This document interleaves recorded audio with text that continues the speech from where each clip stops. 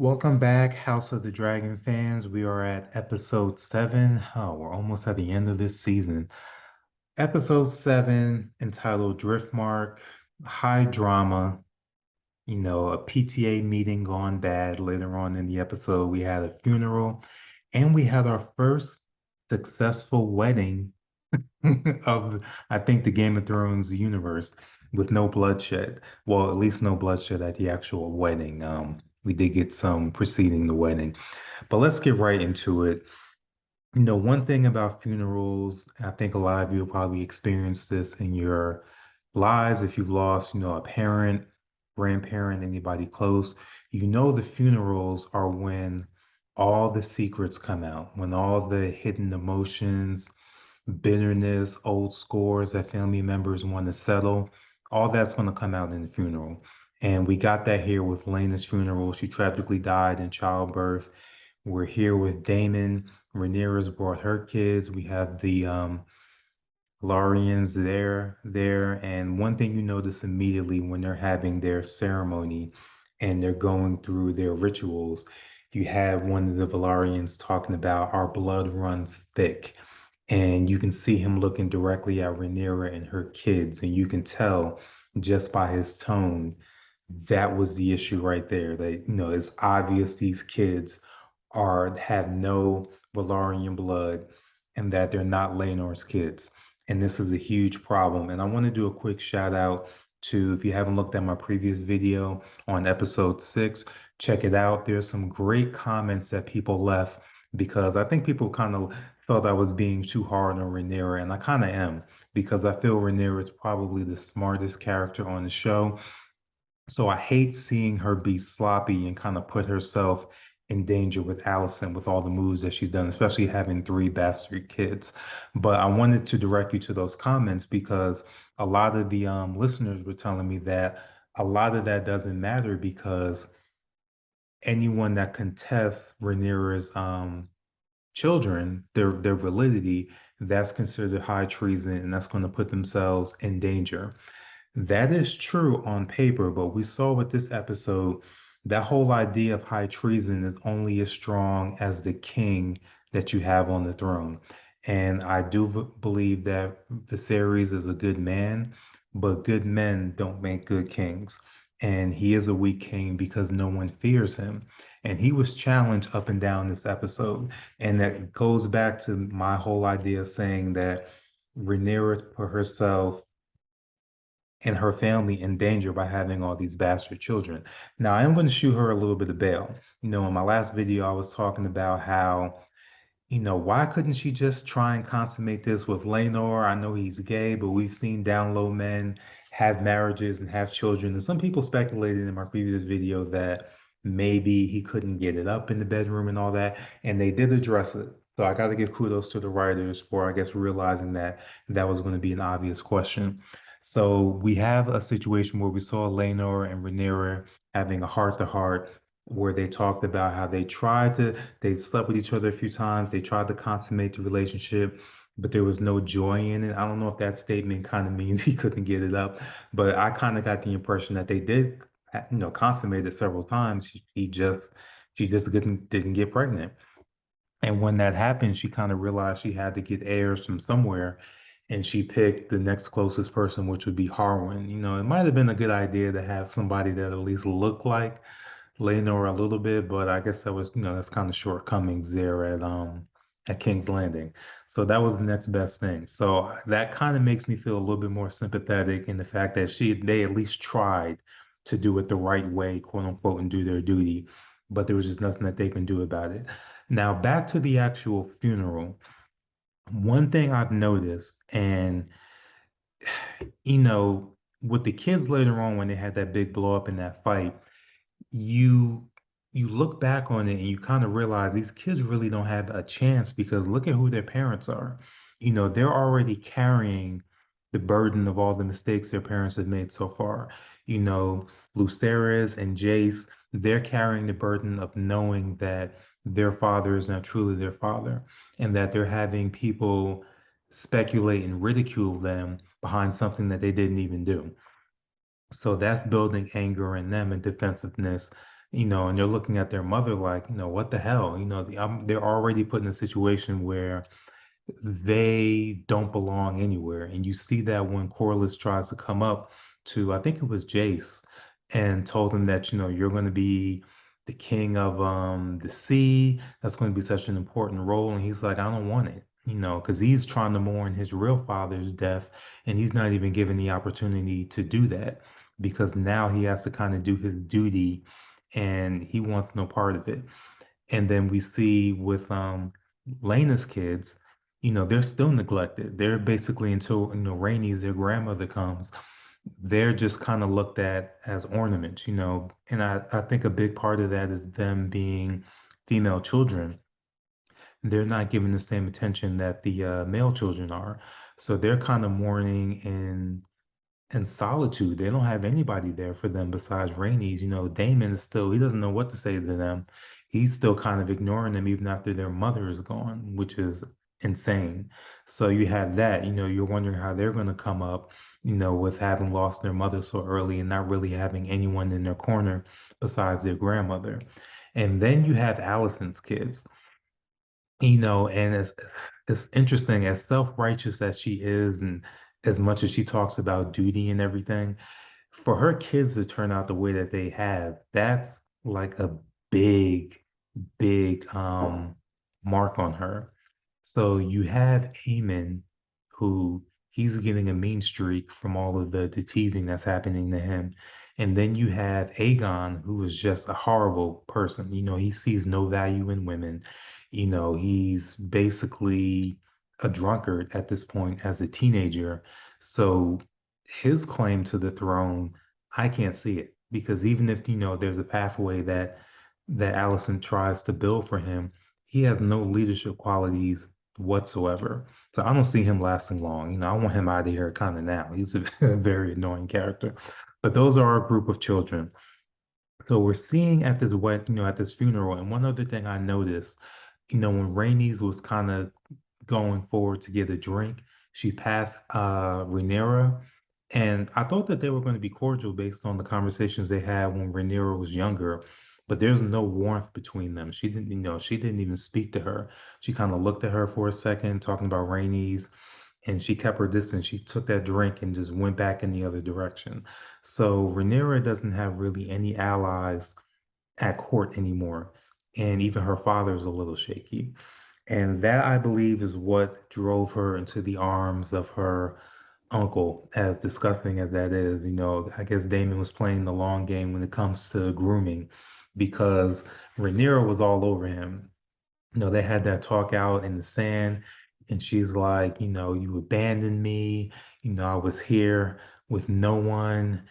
She's asking, did you really love your wife? And this whole scene was just, it was just crazy to me because here it is, Lena is not even cold in the ocean, her coffin. And here Rhaenyra is already ready to spread her legs to Daemon, which did happen. I thought they were going to get caught. So at least that didn't happen and cause another scandal. But that kind of made me think with Rhaenyra, maybe she has daddy issues. I didn't really think about that before, but it's like she can't be alone for any prolonged period of time. We obviously know that Laenor is doing his own thing. So he's not really, he's her um, husband in name only. But if it's not Harwin, if it's not Damon, it would be somebody else. She needs to feel desired and feel wanted. I feel like that's like her one big flaw. And to me, it makes her move reckless. This to me was a reckless thing, the sleeping together thing on the beach. That was just, at the funeral with so many people around, you're risking getting caught and just scandalizing your family even more. So not very forward thinking on that, but luckily she wasn't caught. So at least we can say that. And while all that is going on, we have Aemon who steals Vhagar, and that was a great scene as far as like seeing the dragon and seeing him tame the dragon and all that. It's still kind of surreal for me to see the amount of dragons that we're seeing. If you were, watching with the original Game of Thrones, you know how many seasons we waited to see a full grown dragon. So I'm just overjoyed that we're getting so many scenes of that.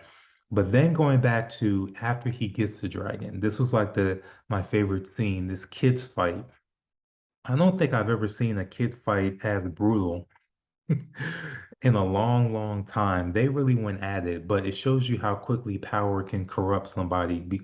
And this was like a complete 180 because the episode before, I was completely in Aemon's corner. I was like, he's getting bullied for no reason. I was rooting for him to kind of show his worth and be able to shut up Aegon, his older brother. And here now, I'm completely on the other end. I'm like, whoop his ass. I'm like, the fact that he did this, another situation where somebody disrespects Lena when she's not even cold in the ocean yet. He's like, your mother's dead. You should have claimed the dragon if you really wanted it. So we get this big fight. They're really beating on each other too. And I think my favorite part of it is when they were all stomping Aemon, and then he kicks out, well, he kicks two of the kids off of him, and then his hand, he grabbed I think it's Lucerys that he grabbed. He almost grabs him like the Undertaker. If you ever seen wrestling, he just grabs him and kind of rises up, and then he picks up the rock like he's about to bash him in the head. And then we get the big scene where the uh the sand is thrown in his eyes, and then he gets his eye completely sliced. So now he's completely blinded, and it's a big scar. We see that later on, how badly he's scarred up now. And I like what I liked about this is that when we later get all the adults there, there's really no one that you can say is in the wrong because I want everybody to visualize this if you don't have kids, but especially those if you have kids. Just imagine if something like that happened to your son or your daughter. You send them to school, they're all in one piece, and then when you pick them up from school, they're missing an eye. I don't care how bad your kid is. If you see that happen to a loved one, you're ready for war. You want retribution. So no matter how, much he caused it with the Vagar situation, I completely feel where Alicent is coming from. To have that happen to her son, who is, royalty and could have a claim to the throne if something were to happen to Aegon, I completely understand where she's coming from. On the other hand, I completely understand where Rhaenyra is coming from. She's looking at her children, broken noses, bloody lip. She's like, her kids were defending themselves. You're immediately going to back your children. Like, they did what they needed to do to walk out of there. They're probably told her that Aemon threatened to bash their heads in, was talking about burning them with the dragon. So Rhaenyra is completely right with her response. So there's no wrong answers. And it's kind of felt like a big PTA meeting. Like, and the series was like the teacher trying to get everybody on board and trying to calm the parents down. But again, it goes back to Viserys as a good man. He went about it the way that a good person would, trying to mediate the situation, but that doesn't make for a good king. At that moment, you needed to kind of put your foot down. He tried to do that, first trying to get the source of the bastard rumors and everything. But even then, he couldn't really bring himself to punish anybody. The most that he said is that if anybody does this again, does it again, I'll cut their tongue out. But nobody believes him. He's not shown that he's willing to do something like that. So right after he says that, Allison immediately challenges him, like, no, that's not good enough. I want that kid's eye. I want Lucerys' eye. I want an eye for an eye. She tries to reach out to Kriston Cole, but he's like, chill out. I'm only here to be your protector. I'm not here to be your attack dog and attack another member of the royal court. So then Allison takes it upon herself to try and get revenge. And again, I cannot blame her. As a parent, she's looking at her son. His face is completely sliced open. He's maimed for life and disfigured. I understand where she's coming from. And then we get that pivotal scene, and I've been talking about this for a couple episodes now about Alicent's self-righteousness and the jealousy that she kind of has for Rhaenyra and the fact that, everything's been compounded. She feels like she's done everything that she's supposed to do, did her duty, she's sacrificed, she's put her happiness on the back burner to do her duty, and nothing is going right for her. While Rhaenyra, from what she can see, from what Alicent can see on the outside looking in, can do whatever she wants. She can take as many lovers as she wants, she can have as many bastard children as she wants, and nobody reprimands her. So the big lesson that Alicent has finally learned which is what we all learn is that nice guys or nice girls finish last. Life isn't fair. You can claim to be nice, and that's the funny thing. Ironic thing actually is that Alicent really isn't a nice girl. She feels that she is because she's doing everything quote unquote right, but we know how underhanded she is and how she hides that behind her self-righteousness, which is what Rhaenyra called her out on. And by calling her out on that, she earned her own, kind of a permanent scarring when Alicent sliced her hand. So now blood has been drawn. So when blood has been drawn, and that was kind of symbolized by the cinematography, now you have to choose sides. There's no more riding the fence. So now we got the divided lines. We have Kristen Cole, we have Alicent, that's one side, and Lars, who, wasn't there, but, he's in the shadows. And then on the other side, we have the Valarians, and then we have Daemon, and we have Rhaenyra.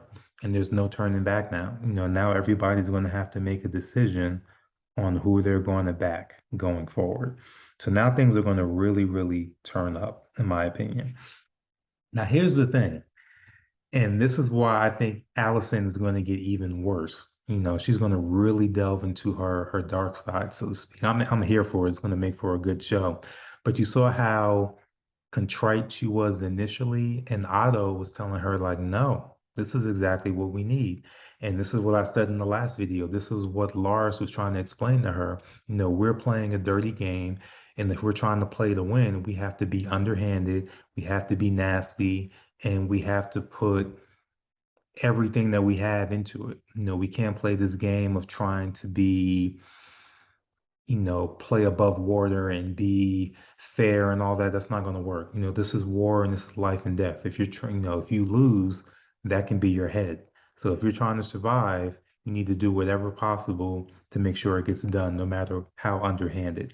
And now Otto realizes his daughter is potentially capable of that. Now he says one thing that she needs to improve on is that she needs to hide her emotions.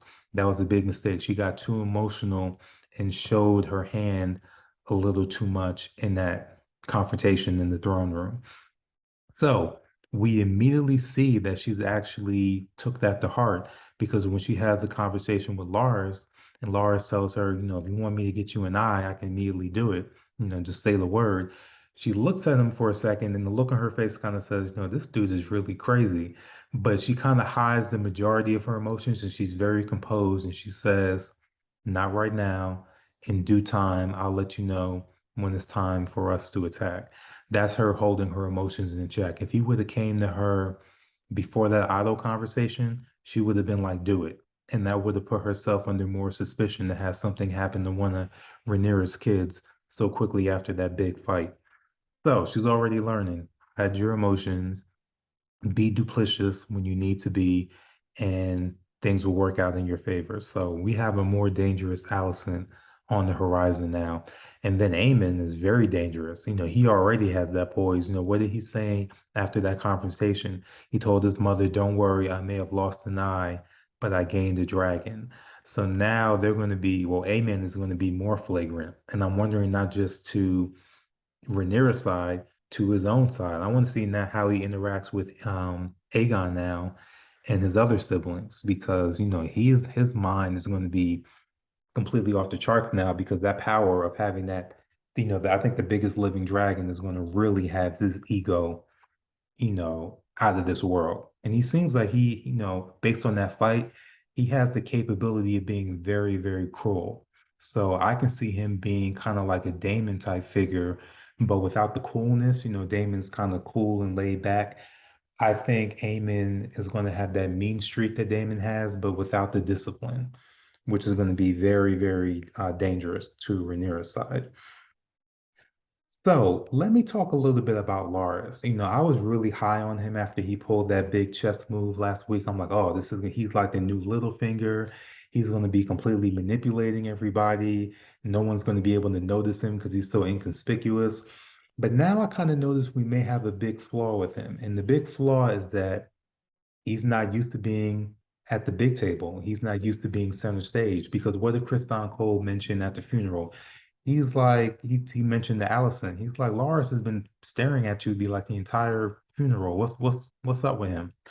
So that tells me that he plays his hand, he's playing his hand a little too obvious right now. And he's a little bit too eager to be, I guess, to be a major player. It's almost like he doesn't want to be in the background anymore.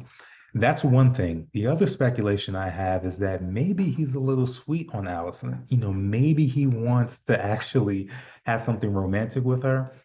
That might be a bit of a stretch, but I'm kind of just getting the feeling the way he's like hovering over her like that, it's like a little much. So my concern there is that if he does make a move on Allison, she's probably going to rebuff him. And how is he going to react to that? Is he going to end up becoming an enemy? He's still kind of unpredictable in that way, but he's making things a little bit too obvious. He needs to kind of go back and fall back into the background a little bit more to really be the power that he wants to be. I think he's showing his hand a little too much. So that's one thing to keep an eye on with Lars. One other thing I want to keep an eye on, I'm gonna start decoding her riddles or trying to. Alicent's daughter, what is her name? Helena. I don't know. I'm speculating that maybe she's going to be like the new Melisandre or the new Quaithe. She is really intriguing to me because while all this drama is going on, she's sitting there like doing little prophecies and doing little rituals. And she mentioned last episode about someone losing an eye. And I think she actually referenced her brother Aemon before it happened. So now I'm thinking we need to look at her language and whatever she's saying that's kind of predicting what's going to happen for the rest of the season. Now with this one, she talked about, a dragon's thread and the spider being crushed, I think is what she said. And then immediately after she actually physically crushes the spider, it goes to a shot of Lars. So that kind of shows me because Lars is kind of like the spider, the king of whispers at the moment. He's really in the background weaving all these traps for everyone.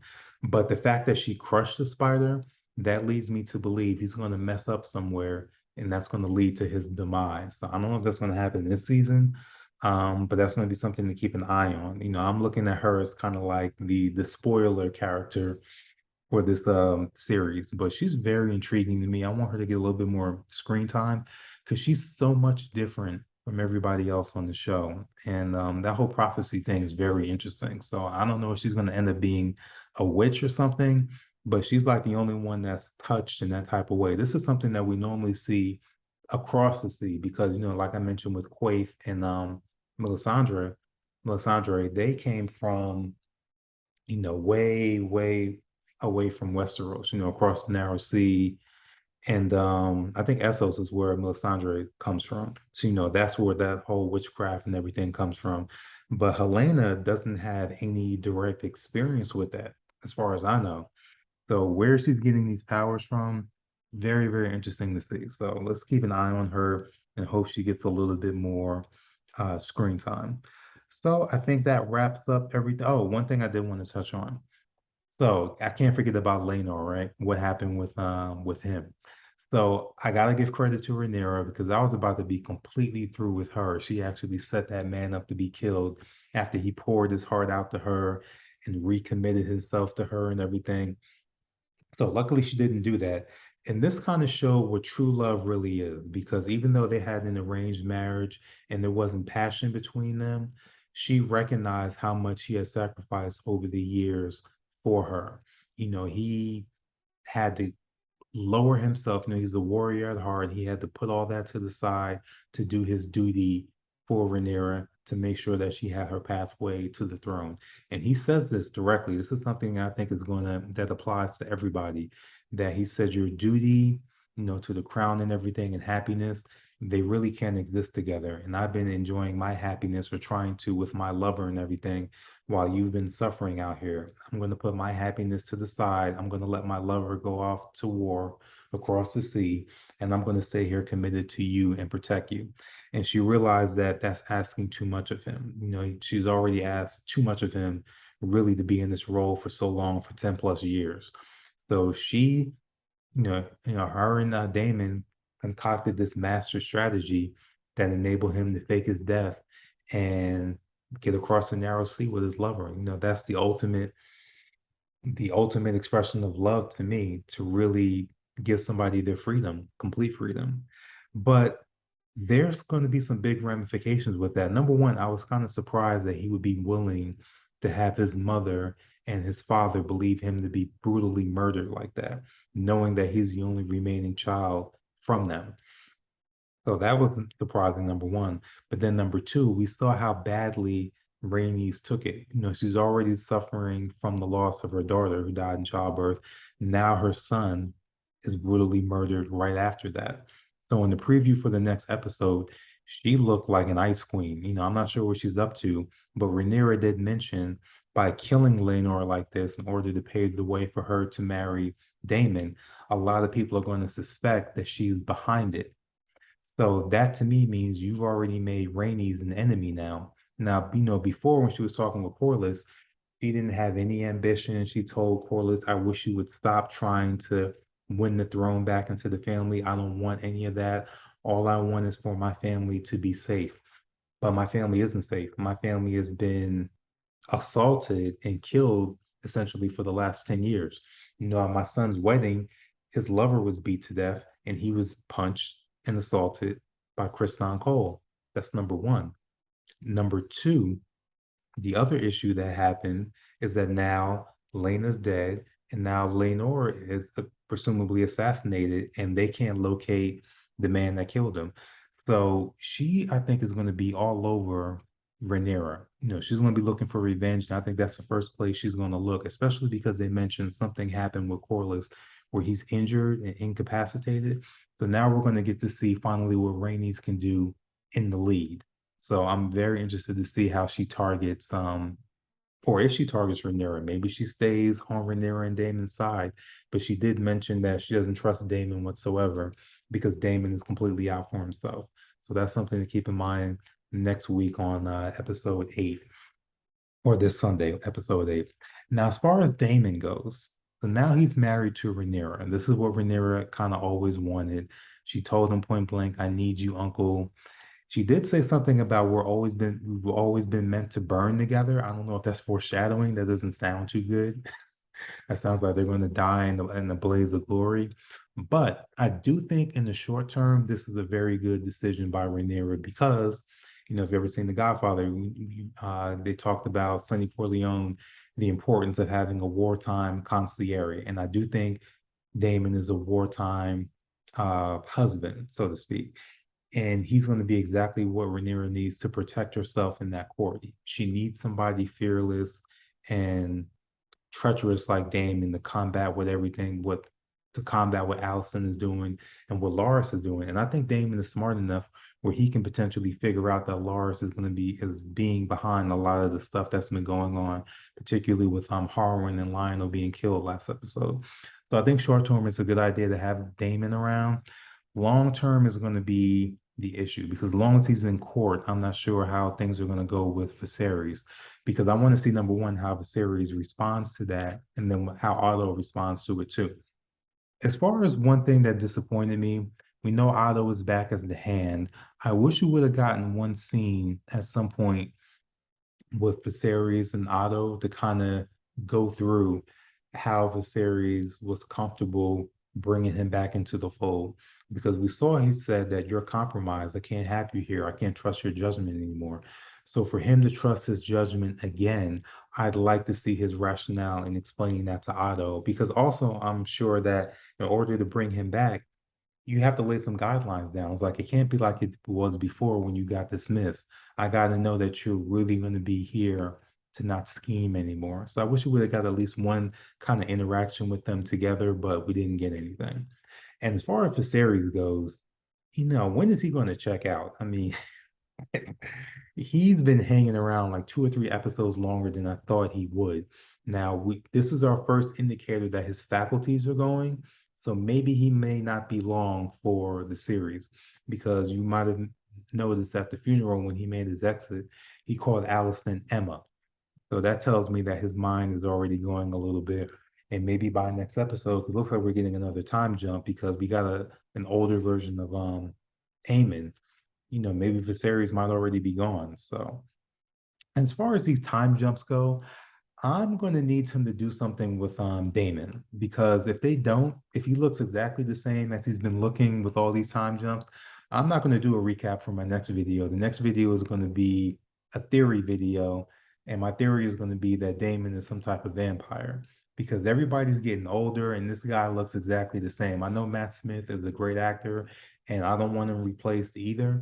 But they need to do something, give him, push his hairline back a little bit, thin the hair out, put some bags under his eyes. You gotta do something because he looks exactly the same while everybody else is going through these huge transformations.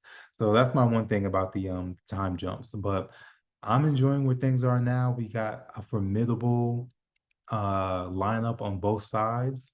Um, it's kind of interesting. This is really kind of like a big soap opera. I've kind of realized that just now, as far as like the main difference between this and the original Game of Thrones, which is more of an intricate, slow burning drama.